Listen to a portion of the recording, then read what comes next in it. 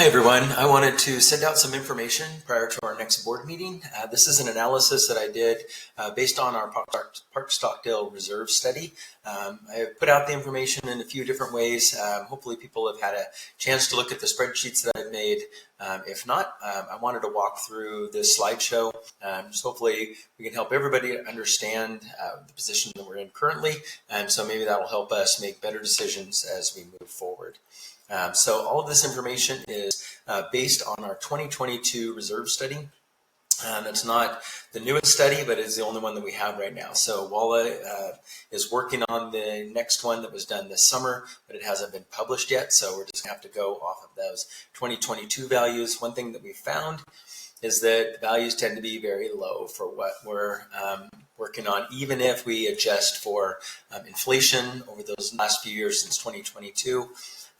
I've still seen the bids that we're getting now are significantly lower than what we would see indicated in the reserve study. So we just kind of have to keep that in mind as we move forward.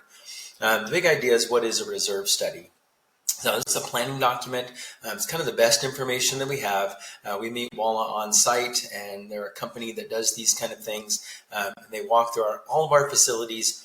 They put together the best information that they can regarding all of the things that we have, down to the refrigerator that's in the kitchen, the garbage disposal, some really small things, the big thing, resurfacing the pool, resurfacing tennis courts. So everything that we have is included in that reserve study. And the idea is that we plan ahead year by year in order to predict when some of the costs might occur to replace or refurbish some of those items. So it only covers those refurbished items. It doesn't cover operating costs, right? It's not one of the things. And it doesn't incur any capital improvements. So I'll talk about that in just a second. The way that we use the reserve study is, hopefully we can plan ahead, looking at what Wallace suggested might be coming up in a certain year. Doesn't mean that that's the year it was going to break. Our garbage disposal hopefully won't break this year, but it might. Right? And so that's kind of the idea, is we should start planning ahead for that to be replaced as we move forward. So we would just move that money into the reserve account, and then it would sit there until we need it. And then we would hopefully have the money there to spend to get the garbage disposal replaced, to get the tennis courts resurfaced, to get the pool refinished, whatever it is that needs to be done that year. All right, so one thing I just mentioned, that capital improvements are not included. And so if I'm looking at the reserve study, we kind of look at this slide here. Our reserve study sort of covers this repair items, right? And here it says they're not kind of planned for, but yeah, we plan for them. That's what the reserve study is all about. We're trying to plan for those the best we can. Maintenance is our everyday operation. So James, our janitor, our gardeners that come by, all of those things, taking care of the pool, all of that, that's our routine maintenance. Those are our operating costs. That includes the lifeguards, our admin salary, everything that goes into that, that's in the maintenance. These repairs are things like when the air conditioning breaks, or when the tennis courts need to be resurfaced. All of this is going to come out of that reserve fund. What's not in there is any kind of capital improvements. So anytime we hear from residents of the board, generally they're concerned because we're not making any capital improvements. But being honest, we're still struggling back over here to try to maintain enough money in our account to cover the repair costs. So keep that in mind as we move forward. I did this reserve study analysis, and I am not a professional in this. I teach chemistry and I teach physics. I'm a teacher. I do know how to use a spreadsheet, but that is the extent of my training in this area. And so I have put this together. There's a lot of spreadsheets. There's a lot of information here. I 100% invite anybody, please, I'm begging you. I invite anybody to go through this analysis, do your own analysis. I'm not the only one. I'm just a volunteer, but I, saw it to myself to try to put this together. So please go through it, see what you can find. Maybe there's a better way, something I'm missing. All right, so these are our predicted expenses kind of based on year. So you'll see some more slides later, but I summed up all of the things that were in the reserve study, broke them out by year, and then had the spreadsheet sum up those costs by year. This is not how they're listed in the reserve study, so it's a little bit difficult to kind of piece together. but we have all the items listed. These are the years that they are due. Now, these items only have, sometimes a 2 or 5, maybe a 10, sometimes even a 30-year lifespan. And so sometimes these items keep coming up over and over again if they have a really short lifespan on them. We have to keep redoing them all the time. It's not something that we typically plan for in Park Stockdale. For example, tennis courts are going to come up. I can't remember the last time we did the tennis courts, maybe 10 years ago, something like that. That according to our survey, our reserve study, they're supposed to be done every 7 years. So we need to be planning for that giant expense every 7 years to keep those tennis courts going. If we look at 2025, guess what? We had a problem with the pool. We're going to talk about that. And then and the tennis courts, right? So both of those are coming up. And so I've kind of included both of those here in this 2025 budget because they were supposed to be done. And so you'll see what that looks like here in a second. So starting back at 2022, I went through and looked at the projects that we've completed and then the projects that were deferred. So we did complete the roof project. We upgraded to a better roofing tile, so hopefully we won't have to do that for 30 more years. That's the big plan, but that was done 2023, 2024, somewhere in there. That project got completed, so I checked those off. And so as we look through here, you can see that these projects are going to get checked off as we finish the project. And so 2022, we've got a lot of those done. Game room still has the same carpet. In 2023, this is what Wall identified as things that needed to be done. We took care of that coat seal and we restriped the thing. Both of those projects got done, I think, in 2023. So nothing in that year was deferred. 2024, we had some big projects start coming up. So here's the tennis courts, right? So we said that all of our bids are higher. Well, just resurfacing alone for the tennis courts, the lowest bid we've gotten is $67,000. Now, that doesn't include filling all the cracks, getting the surface ready because it is a mess. And so in order to do that, we are seeing bids kind of around $150,000, all the way up to kind of redoing the whole thing, which is close to a third to $500,000. All right, so here's 2025. We had a problem this summer. We noticed that a small hole was starting to form in the bottom of our pool in the fiberglass material itself. And so now we have about a foot in size hole at the bottom of our pool. Needs to be taken care of. The real danger of letting this slide is that plaster that is supposed to be covered up by the fiberglass. That could be leaking water, and if we've got water under the pool, then that could ruin the gunite and all of the foundation of the pool, and we could be looking at some real expense. Not that we're not looking at real expense here. So we've gotten several bids to this point. We're in the process right now of getting this figured out, but most of the bids, the low bid right now is 167, I think, something like that. I suspect that that's probably going to go up by the time we take care of all the things around the project. So this includes redoing the concrete, which was identified as the number one in that pool area. That was identified as the number one thing that the residents wanted to see. So this pool resurfacing will take care of that. You can also see we got parking lot asphalt replacement this year. Didn't do that. Service the road back there behind the tennis courts. Didn't do that.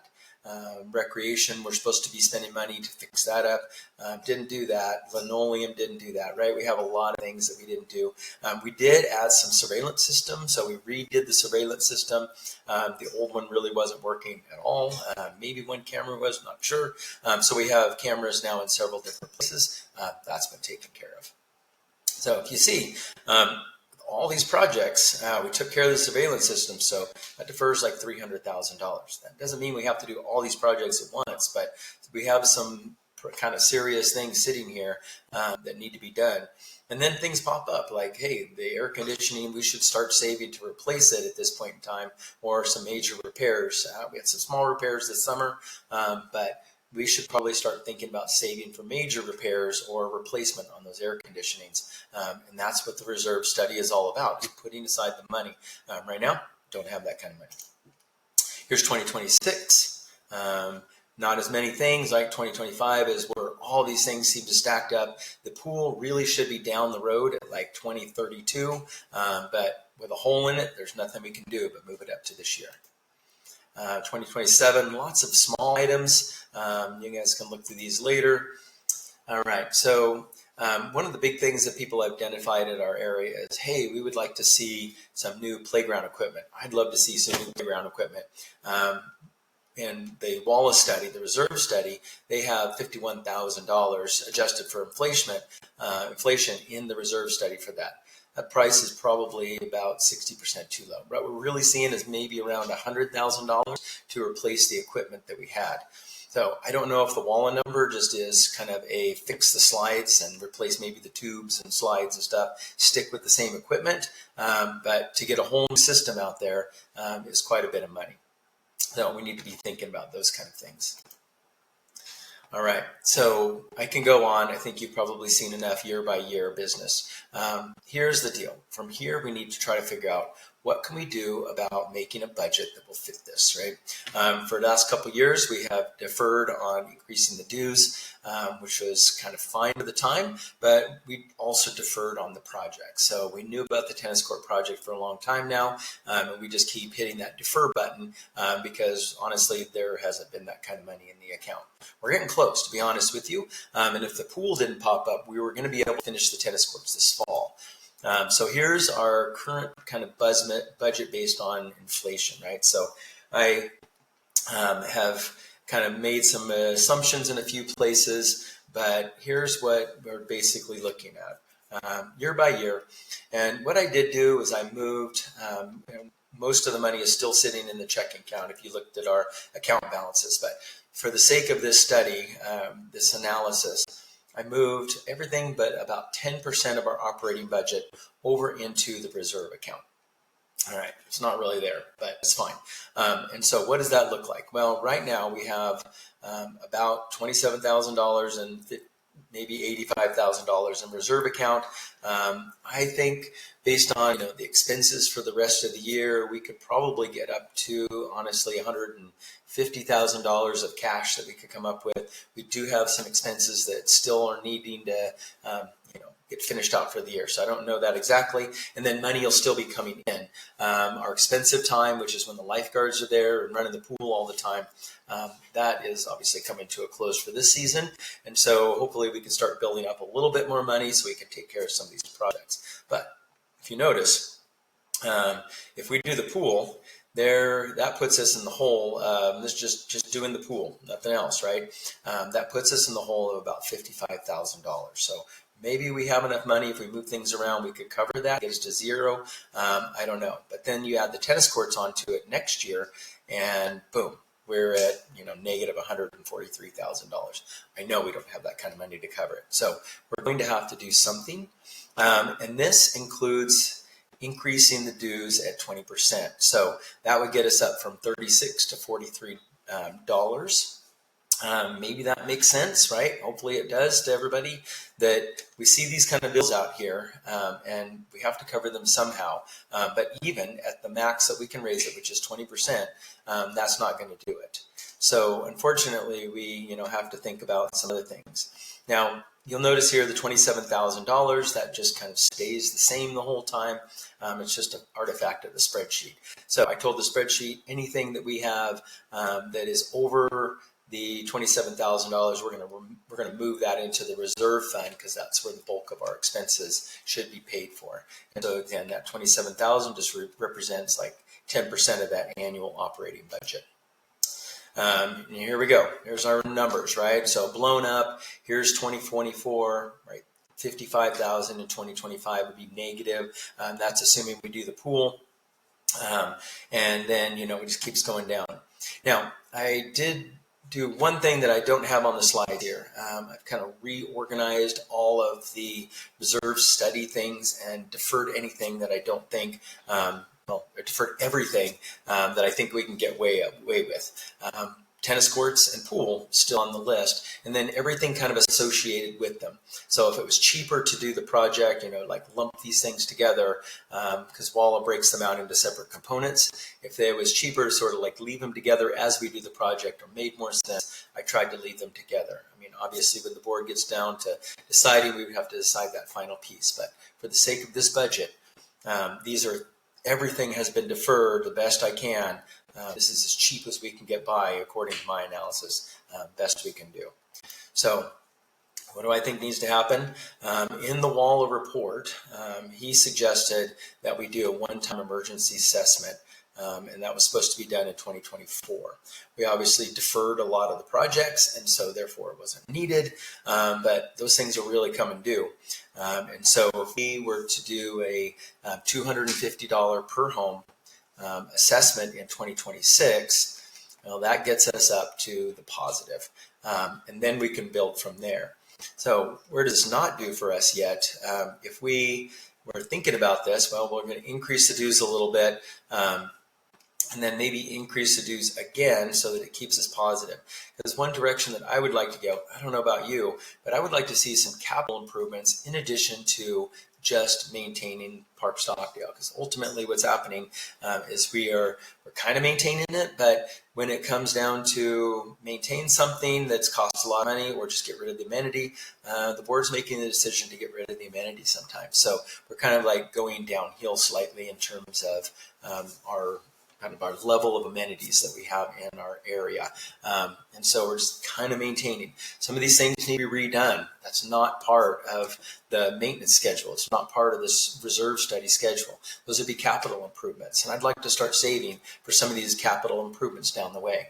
And like I said earlier, when people come to complain to the board, it's almost always about capital improvements, right? Like things that we've never had that we would like to see done, or, repairing something in such a way that makes it nicer.